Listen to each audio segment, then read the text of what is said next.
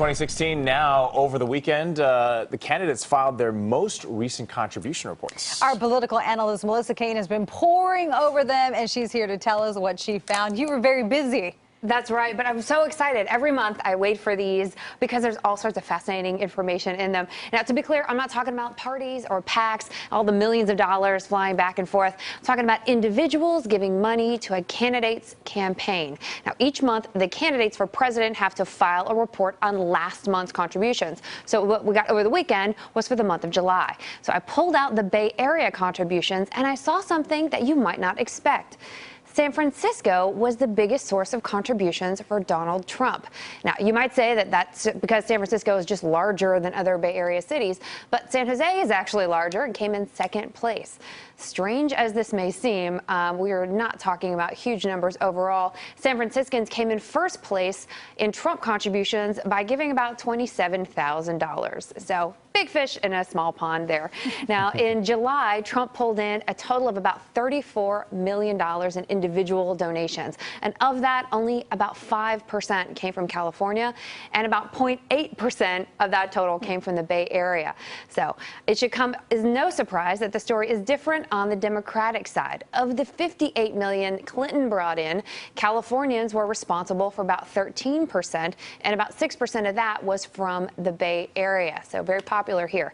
Of those Bay Area donations, San Franciscans gave far more than other cities, almost $1 million in July. The next closest was Palo Alto with about $270,000. So a real burst of support here from San Franciscans in this already pro-Clinton Bay Area. Yeah, fascinating stuff. Now, I know you were at the conventions last week, spent a lot of time there in Cleveland and Philadelphia.